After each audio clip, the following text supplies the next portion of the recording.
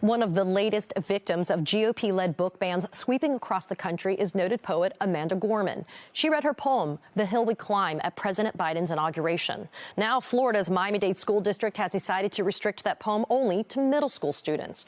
That kind of restriction on literature, it's become a national trend for right-wing and anti-woke activists. A new PEN America report found just in the last 6 months of 2022, 848 individuals were affected by book bans, including 688 different authors, 155 illustrators, and 11 translators. And the organization expects the list to nearly double by the end of this school year. Joining me now is Rupi Kaur, a New York Times best-selling author and poet whose book of poetry is among the most banned works in our country. Rupi, thank you so much for joining us this morning.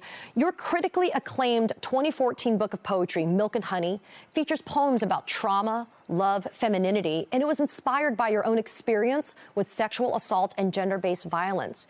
But now you have the dubious honor of being tied in 9th place with Toni Morrison's The Bluest Eye for the most book bans, according to this PEN report. I mean, Rupi, what kind of impact are these book bans going to have on young readers who are looking maybe for comfort or a place to learn about what they might be going through themselves? Yeah, I mean, I started writing Milk and Honey as a teenager, and I ended up self-publishing it at 21 years old when I was a broke college student. And it's largely about sexual assault, how to heal from that and learn to love your body after it's endured abuse. And what I found is that this experience is so universal because this book has gone on to become the highest-selling book of poetry ever. And what that tells us is that these painful experiences occur often. And we know that 82% of sexual assault victims are girls under the age of 18. And that means that these are students, and these students are saying that books like Milk and Honey are providing them with comfort, that these books help them recognize that they too are being sexually assaulted, and books empower them to get help. And so my question really is then how is banning books protecting children? I mean, lawmakers are busy banning books that help children feel safe, but the truth of it is that banning books about sexual assault does not stop sexual assault from happening. And, you know, Rupi, it's not just the content of the books. In the first half of the school year, more than 1,400 instances of individual books banned across the country. These books were dealing with themes of violence and racism, grief or death, student health, among other topics. But these books were often written by people of color and LGBTQ+ individuals. So what messaging is being sent to people of color and queer authors that are trying to, you know, practice their craft and provide some type of outlet for these readers? What it shows me is that in 2023, there is still no climate for our voices and stories to be heard, and that is absolutely unacceptable. So, Rupi, as well, on Instagram, I saw something that you had posted, and I wanted to be able to share it with our viewers. It's one of your poems. It reads the following: representation is vital.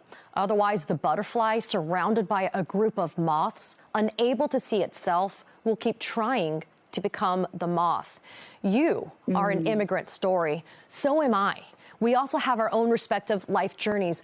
How important is it for there not to be some whitewashing of literature as well as our histories? It's so deeply important, and I hear it from moms all the time. I just finished a world tour that took me around the world, specifically across America. And over my 65 shows, one thing was like universal. No matter where I was, my show was full of mothers bringing their teenage daughters to my show. And I was performing poetry, about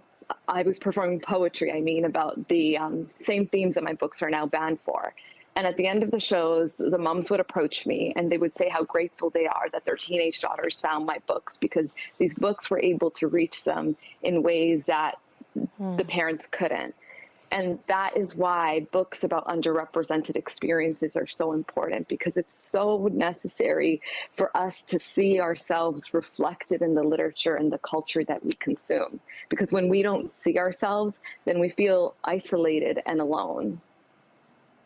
Rupi, I've got less than a minute left, but I did want to ask you the following question. You wrote, illustrated, self-published Milk and Honey, as you noted. Since then, you've published more global bestsellers. Your books have sold over 8 million copies. They've been translated into over 40 languages. Obviously, your messaging, it resonates on so many levels with so many readers. But ultimately, this is about power and control by those that are in fear about those that are different, isn't it? Absolutely. I mean, it's hard for me to believe that 3 of my books are banned in some states, school districts in some states, but it is about power and it is about control. You know, there are some people in this country who believe that underrepresented voices have gotten too much power. And not only is that not true, but it is a very dangerous belief. And that's why we need to continue to fight back and fight against these book bans.